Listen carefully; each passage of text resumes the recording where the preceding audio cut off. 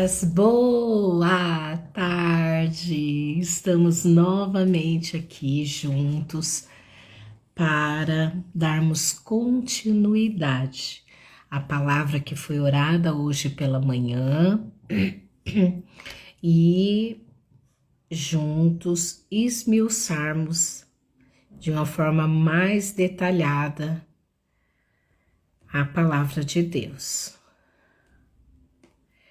Deixa eu só colocar aqui a oferta. E vamos para a oração.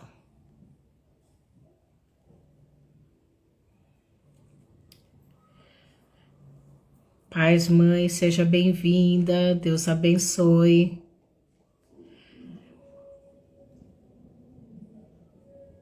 Oi, Humberto, tudo bem? Seja bem-vindo. Todo mundo bem? Amém, amém. Então, vou orar. Paizinho querido, eis-me aqui diante da tua presença. Eu louvo a ti, Pai, pela oportunidade de estar aqui ensinando a tua palavra dentro da revelação que vem do Santo Espírito Santo, que nos conduz e nos convence do pecado, da justiça e do juízo. Pai, a tua palavra aqui nos ensina a caminharmos dentro do padrão de excelência para termos uma vida na eternidade contigo. E essa vida precisa ser plantada aqui, executada aqui para o objetivo pela eternidade quando o Senhor vier buscar a tua igreja. E aqui estamos reunidos para o louvor do teu santo nome. Assim eu me rendo plenamente em dependência plena de ti, Espírito Santo. Em nome de Jesus. Amém. Amém. Então vamos lá. Eu vou ler aqui com vocês. Hoje é o capítulo 10. E aqui diz assim, ó. Deixa eu colocar mais aqui para ficar mais fácil para eu ler. Que diz assim: amigos, lembre-se da nossa história e aprendam. Então o apóstolo Paulo estava falando aqui à igreja de Corinto e dando então essa orientação dentro daquilo que era o mover de Deus.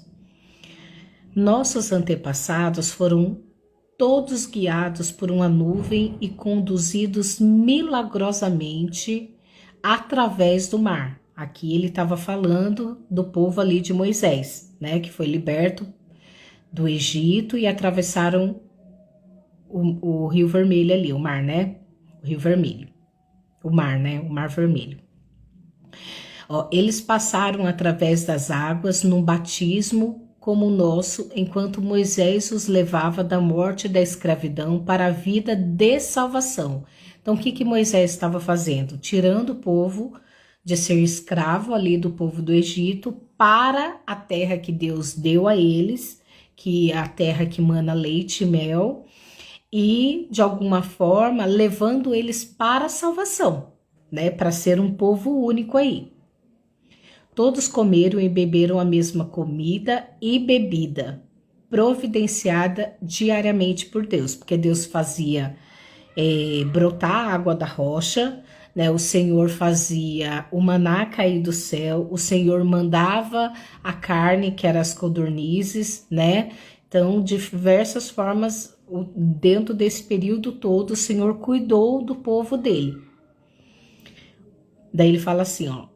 Providenciadas diariamente por Deus. Eles beberam da rocha, uma fonte de Deus que os acompanhava por onde fossem, e a rocha era Cristo. Então, toda vez que Moisés tocava na rocha, né, era a representação ali de Jesus, porque ele é a rocha que traz para nós o Espírito Santo, aquele que flui as águas, né, como ele teve encontro ali com a mulher samaritana.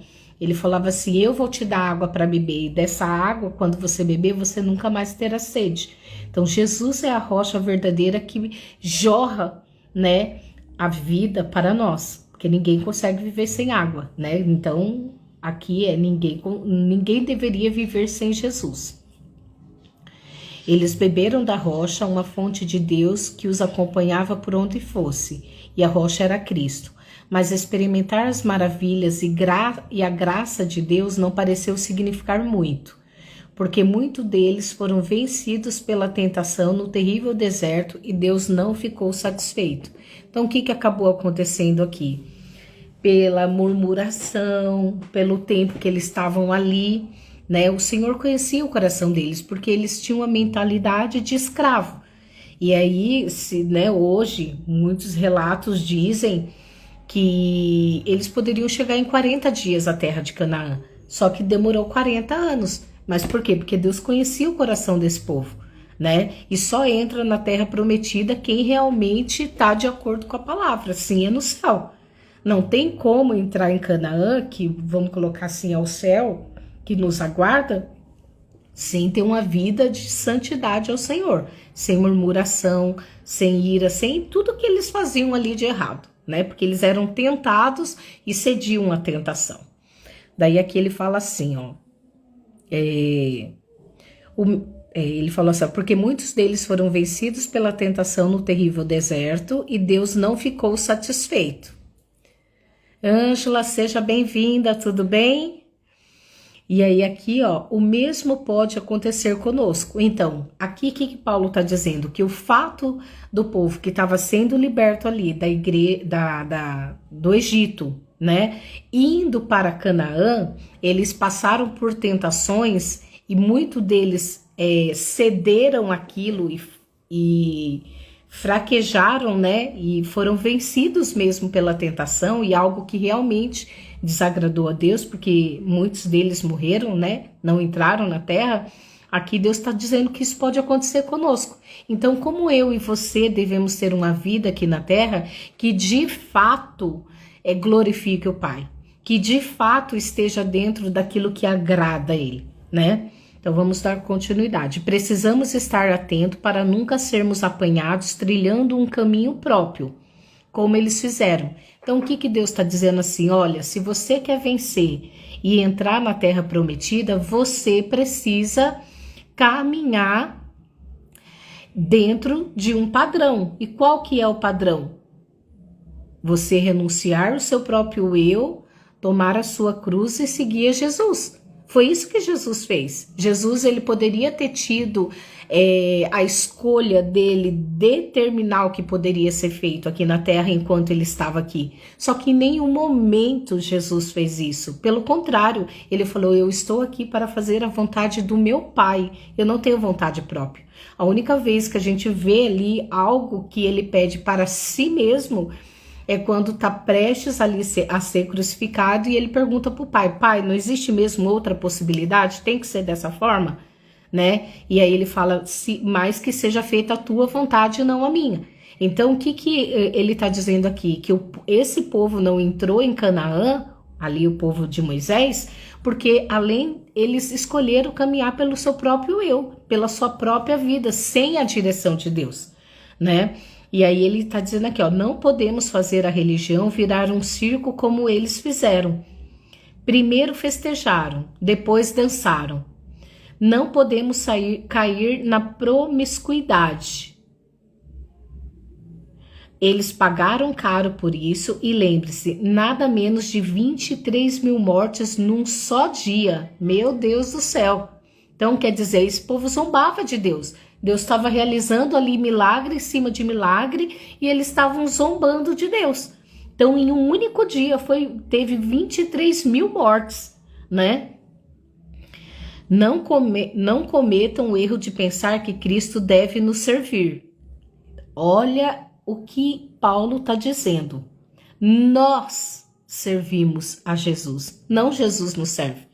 Porque às vezes a gente fala assim, vou pedir algo para Deus, Deus não me ouve, eu vou sair da igreja, né? A igreja não salva ninguém, né? O que salva é você andar em Jesus. Então, aqui de alguma forma, ele está dizendo assim, ó, que, vou ler de novo, ó, eles não cometam o erro de pensar que Cristo deve nos servir. Então, eles achavam que Deus deveria servir eles ali o tempo todo, só que não, né? Nós é que o nós é o que servimos. Eles fizeram isso e Deus enviou-lhe cobras venenosas. Devemos tomar cuidado para não incentivar a reclamação. Foi ela que os destruiu. Então, o que é a reclamação? Ai, Senhor, porque hoje o dia, nossa, tá nublado. Meu Deus do céu, acabou a luz. Meu Senhor Jesus, tô com fome. Sabe, reclamar? O nome disso é murmuração. Então, se tá chovendo, glória a Deus pela chuva. Senhor, muito obrigada. A terra precisa receber a chuva que vem de ti. Para as flores, para os alimentos, para os animais, né? Ah, daí tá muito sol. Meu Deus, que calor é esse? Que, olha, eu não aguento. Mas você tem a sua casa, você tem o seu chuveiro que você pode tomar banho, você tem um ar-condicionado, você tem aí possibilidade de tomar quantos banhos você quiser, né? Mas aqui o povo tava reclamando. Como que eles reclamavam? Ah, porque a gente quer carne. Ah, porque a gente não tem cebola. Ah, porque... Entendeu? Então, quer dizer, de alguma forma, isso entristece o coração de Deus. E por isso que Deus os entregou à morte. Pela murmuração, pela reclamação. Então, o que eu e você devemos fazer? Diferente do povo dali que saiu do Egito para ir para a Terra Prometida. Então, o que eles devem fazer? Eles deviam fazer não murmurar. Tanto é que quem entrou na Terra Prometida? Quem entrou foram as pessoas que foram nascendo ao longo desses 40 anos. Porque aquelas pessoas que murmuraram não entraram. Não entraram. E aí aqui vamos continuar. Esses incidentes são sinais de alerta da nossa história, escritos para que não venhamos a repetir os erros dele. Ou seja, está escrito para que eu e você não repita os mesmos erros que eles. Historicamente, vivemos situações semelhantes, eles no início e nós no fim, porque tudo isso aconteceu lá no início, né? Agora a gente está aqui para o fim, né? E podemos confundir tudo, assim como eles. Não sejam tão ingênuos e autoconfiantes. Vocês são diferentes. Podem fracassar tão facilmente como qualquer um. Nada de confiar em vocês mesmos. Isso é inútil. Mantenham a confiança em Deus. Então, aquilo que você acha que domina, que antes te dominava, não coloque a confiança em você mesmo. Confie na força do Senhor. E Deus fala pra gente vigiar o tempo todo. A Bíblia diz pra gente ser simples como a pomba, porém prudente como a serpente. Então eu e você devemos sim estar vigilantes para não cair no mesmo erro daquele povo que estava sendo liberto ali do Egito para a terra de Canaã. Nenhuma tentação, nenhum teste que surge no caminho de vocês é maior que o enfrentado por outros. Ou seja, qualquer tentação que a gente passar, qualquer outra pessoa também vai passar. Tudo que vocês precisam lembrar é que Deus não deixará que fracassem. Por quê? Porque se você botar sua confiança em Deus, Ele não vai deixar você falhar. Agora, se você colocar confiança em você mesmo, não, porque eu posso, porque eu consigo, né? Vamos dar um exemplo aqui de uma pessoa que venceu a bebida, o vício da bebida. Ela passou a dominar esse vício. Aí ela tá muito tempo sem ir a lugares que tenham bebida. Aí ela fala, não, porque agora eu tô bem, porque não sei o quê, porque não. Aí vai, entendeu? Na força do braço dela, chega lá, cai em tentação. É isso que Deus tá falando. Não coloque a força no seu próprio braço. Coloque em Deus. Aí aqui ele diz assim, Ele nunca permitirá que sejam pressionados além do limite, mas estará sempre com vocês para ajudá-los a vencer a tentação. Ou seja, se você estiver firmado em Jesus, Ele vai estar ali te guiando o tempo todo para que você vença essa situação, para que você vença essa barreira. Você pode até passar pela tentação, mas se você estiver firmado nele, Ele não vai permitir que você caia. Amém? Aí continuando aqui, ó. Reconheço que estou me dirigindo a cristãos maduros. Paulo está dizendo para um nível de cristão que conhece Bíblia e já caminha aí dentro da vontade do Pai. Tirem suas conclusões quando bebemos o cálice da bênção. Não estamos participando do sangue da própria vida de Cristo? Então, cada vez que eu e você participamos do corpo de Cristo, da Santa Ceia, O que ele faz? Ele diz aqui que não é à toa, que quando eu e você bebemos o cálice, ali estamos representando e lembrando a morte de tudo que Jesus sofreu por mim e por você. Será que não foi válido? Será que vale a pena ficar errando? Será que vale a pena ficar pecando? Será que vale a pena continuar colocando o seu eu, liderando as suas vontades e querer e ignorando o renunciar e querer andar conforme Jesus diz? Então aqui ele faz uma pergunta. E não ocorre o mesmo com o pão que partimos e comemos? Não estamos participando do corpo, da própria vida de Cristo? Por haver um pão e que, apesar de muito, nos tornamos um. Ou seja, quando você participa do corpo de Cristo, é isso que você está dizendo. Você come o pão e bebe do cálice, dizendo: eu sou um contigo. Portanto, não é a minha vontade que prevalece, é a tua. E a gente faz isso todos os meses para não esquecermos que quem habita em nós é o Espírito Santo e que a gente tem que andar conforme a mente de Cristo e não do mundo. Aí aqui ele diz assim, ó, não reduzimos, em vez disso, nos tornamos um com ele, não reduzimos Cristo ao que somos, ele nos eleva ao que ele é. É o que aconteceu no antigo Israel. Os que comeram os sacrifícios oferecidos no altar de Deus participaram da ação de Deus no altar. Ou seja, se você come e bebe o cálice de Jesus, você vai viver de alguma forma também dentro da plenitude que ele tem. Não é nós trazermos Jesus para vivermos a nossa realidade. Ele nos eleva para viver a excelência dele. Nossa, gente, isso é glorioso, isso é glorioso. Percebem a diferença? Sacrifícios oferecidos a ídolos são oferecidos a nada, pois o ídolo não é nada, ou pior do que nada, é um demônio. Não quero que vocês se tornem parte de algo que os diminua. E vocês não podem estar em dois caminhos, participando do banquete do Senhor num dia e festejando com o demônio no outro.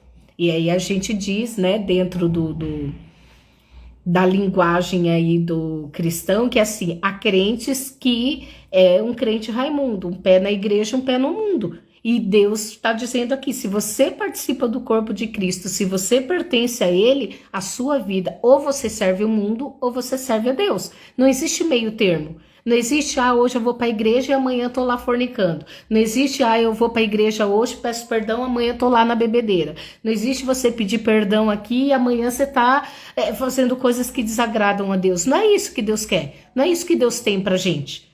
Ou você serve a Deus ou você serve ao diabo. É claro, a palavra de Deus é sim, sim, não, não. Fora disso, é procedência maligna. Ou você é crente, ou você não é crente. Crente não, né? Convertido, porque crente até o diabo é. Crente é aquele que crê em algo, né? O Senhor não... Daí ele fala assim, ó. Um dia festejando com o demônio no outro. Ou seja, um dia tá na igreja, outro dia tá lá se banqueteando com as coisas do mundo que desagrada a Deus, né? Aí o Senhor não suporta isso. Ele nos quer por inteiro, inteiro. É tudo ou nada. Acham que podem aborrecê-lo sem prejuízo? Olha a pergunta que Paulo fala. Você acha que você pode continuar andando errado, fazendo errado, caminhando errado e não vai ter nenhum prejuízo diante disso? Analisando a situação por certo ângulo, vocês poderiam dizer: tudo está certo. Por causa da imensa generosidade e da graça de Deus, não precisamos dissecar nossos atos para saber se serão aprovados. Mas a questão não é apenas confirmar se está certo ou errado.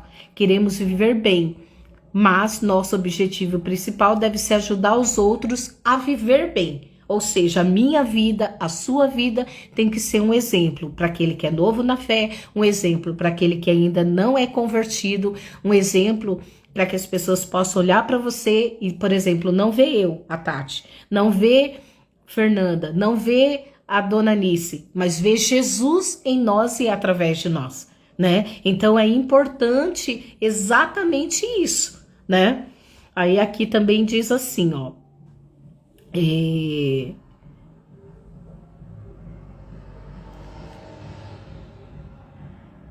Se partirem desse princípio, o bom senso os conduzirá pelo resto do caminho. Como qualquer coisa vendida no açougue, não é preciso encarar tudo como um teste de idolatria. A terra, afinal de contas, é de Deus e tudo que há nela. E esse tudo inclui todo tipo de carne. Se um descrente convida para jantar e você deseja ir, não recuse o convite.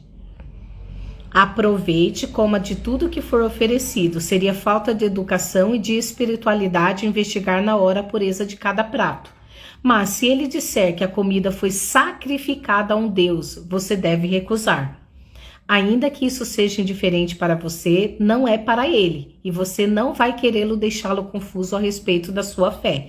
Então, o que Deus está dizendo aqui? Se você é convidado a um jantar, vamos colocar assim, a um almoço que você não sabe a procedência daquilo, você vai e come, né? Você vai orar ali pelo seu alimento, agradecer a Deus, consagrar a Deus, né? E ok. Agora, se a pessoa se antecipa a você e fala, olha, eu tô fazendo aqui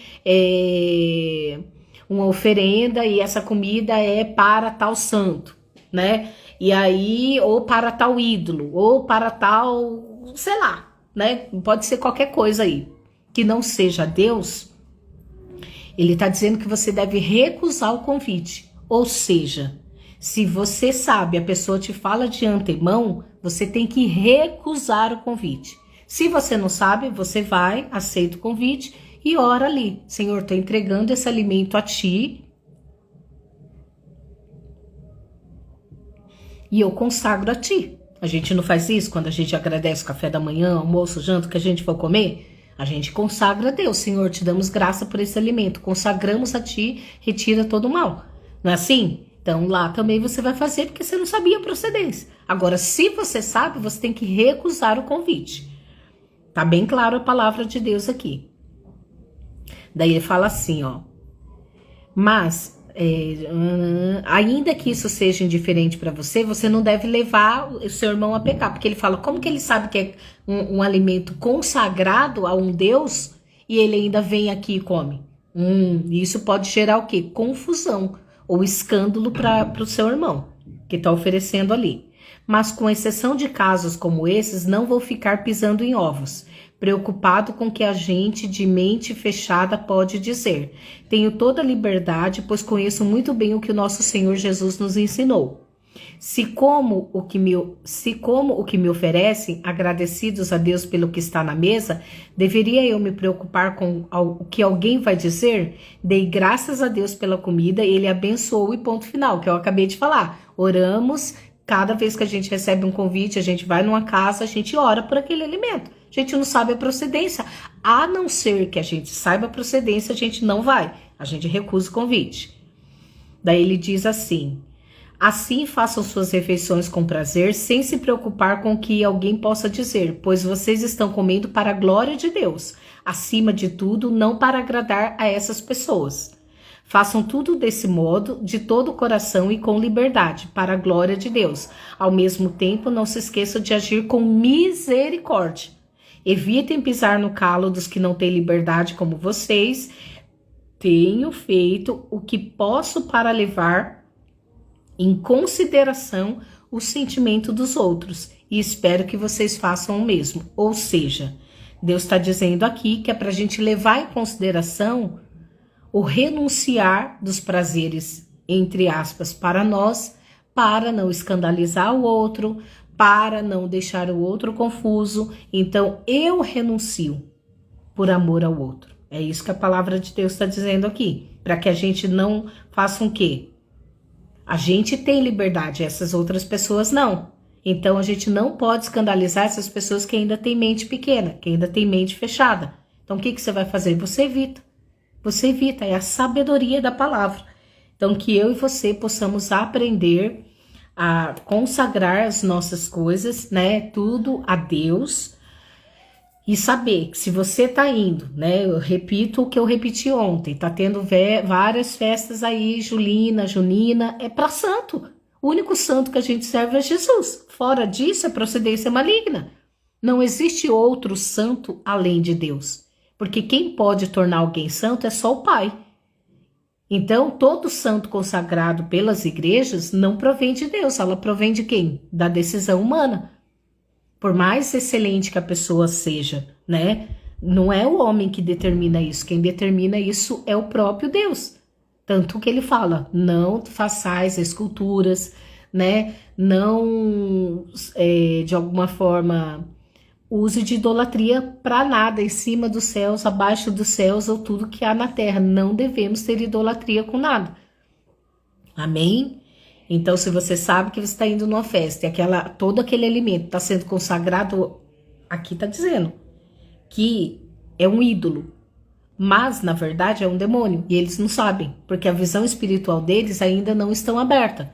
A Bíblia que diz, não sou eu que estou dizendo, posso ler de novo para você aqui, ó. Percebe a diferença? Sacrifícios oferecidos a ídolos são oferecidos a nada, pois o ídolo não é nada, ou pior do que nada, é um demônio. Não quero que vocês se tornem parte de algo que os diminua. E vocês não podem estar em dois caminhos, participando do banquete do Senhor num dia e festejando a demônios no outro dia. O Senhor não suporta isso.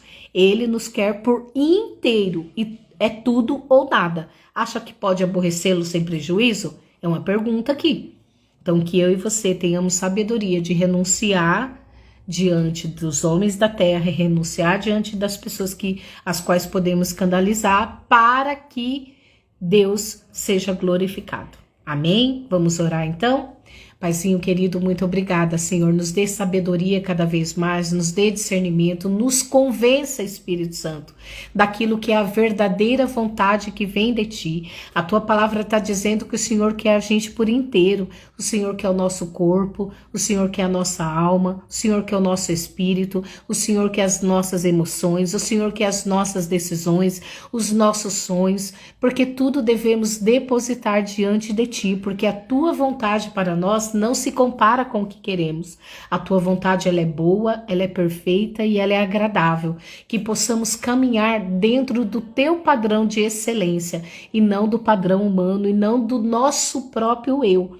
Que possamos renunciar o nosso eu em detrimento da excelência que vem de Ti, da obediência que vem de Ti, assim como Jesus fez. Em nenhum momento Jesus exigiu, em nenhum momento Jesus deixou de cumprir aquilo que o Pai pediu para que ele cumprisse. Ele foi fiel, 100% fiel e nunca pecou. Então que possamos ter Jesus como a nossa base e caminharmos segundo o padrão da Tua palavra e não o padrão do mundo. Nos capacita, nos convence, nos ajuda a estar em todo o tempo em alerta. Assim eu louvo a Ti e glorifico o Teu santo nome, em nome de Jesus. Amém. Amém? Então lembre-se de compartilhar, lembre-se de curtir. Também, se você puder, vá lá no YouTube, é rapidinho, você já assistiu aqui mesmo, vai lá rapidinho no YouTube, no Semeando para Frutificar, curte, porque quanto mais engajamento, mais curtida você dá, mais pessoas recebem a palavra. É uma forma de você semear a palavra de Deus juntamente comigo. Amém? Então, Deus abençoe vocês, um ótimo final de semana. Segunda-feira estaremos aqui dando continuidade a 1 Coríntios 11, às 20 horas, na segunda-feira.